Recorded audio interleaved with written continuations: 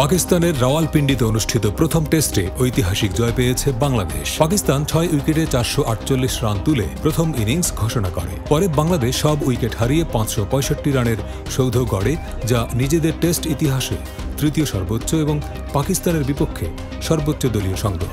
মুশফিকুর রহিম করেন 191 রান। এছাড়া 50 করেন সাদমান ইসলাম, মুমিনুল হক, লিটন দাস ও মেহেদী হাসান মিরাজ। ব্যাটারদের পর জ্বলে ওঠেন বাংলাদেশের বোলাররাও।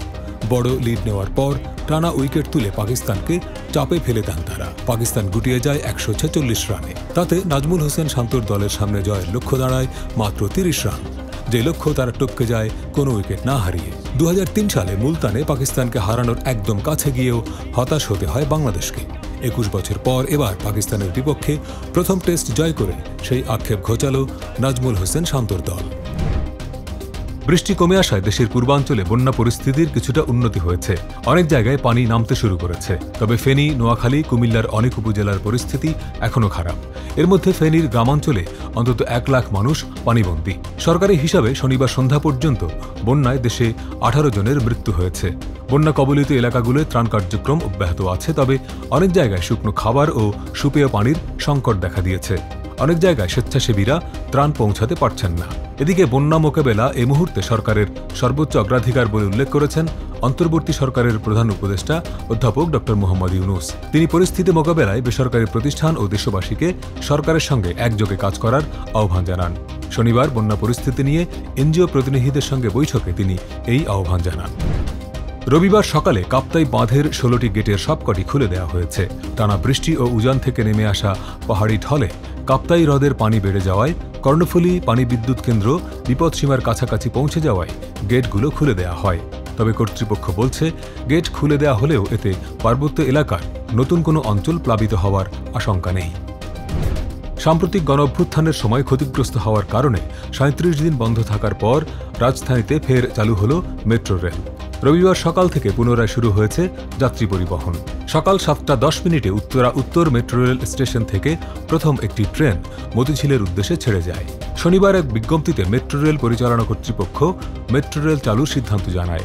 সরকারি চাকরিতে কোটা সংস্কার আন্দোলন চলাকালে গত 18 জুলাই মিরপুর 10 নম্বর গোল চত্বরে পুলিশ বক্সে অগ্নিসংযোগ করা হয়। ওই দিন বিকাল 5টায় মেট্রো রেলের চলাচল বন্ধ করে দেওয়া হয়। এরপর দিন মিরপুর 10 ও কাজীপাড়া স্টেশনে ভাঙচুর চালানো হয়। রবিবার থেকে মেট্রো রেল চালু হলেও মেরামত ও সংস্কারের প্রয়োজনীয়তা থাকায় আপাতত কাজীপাড়া ও মিরপুর 10 স্টেশনের কার্যক্রম বন্ধ থাকবে। সাবেক ওরিয়েন্টাল ব্যাংকে, বর্তমানে যেটি আইসিবি ইসলামী ব্যাংক, অভিনব সব কৌশলে এখানে রক্ষিত গ্রাহকের অর্থ বিভিন্ন শাখা থেকে তুলে নিয়ে আত্মসাৎ করেছেন ওরিয়ন গ্রুপের কর্ণধার ওবায়দুল করিম। রবিবার একটি জাতীয় দৈনিকে প্রকাশিত খবরে বলা হয়, 2003 থেকে 2006 সালের 19 জুন পর্যন্ত নামে বেনামে ভুয়া অ্যাকাউন্ট ও একক ও যৌথ মূলধনী কোম্পানি খুলে দেশে ব্যাংক লুটের প্রথম ঘটনা ঘটে। এই কাজে ওবায়দুল করিমের সহযোগী ছিলেন তার 2 ভাই, ছেলে ও জামাতা। অভিযোগের ভিত্তিতে বাংলাদেশ ব্যাংকের তদন্তে এই লুটপাটের তথ্য প্রকাশিত হয়। আলাদা 3 মামলায় ওবায়দুল করিম ও তার সহযোগীদের কারাদণ্ড হলেও গত 16 বছরে সেই সাজা তাদের কাউকে ভোগ করতে হয়নি। ইসরায়েলি সেনাবাহিনীর 11টি অবস্থানে 320টি রকেট ছুঁড়েছে হিজবুল্লাহ। তারা সামরিক অবস্থানের একটি তালিকাও প্রকাশ করেছে। সংগঠনটির দাবি, এসব অবস্থানে হামলা সফল হয়েছে।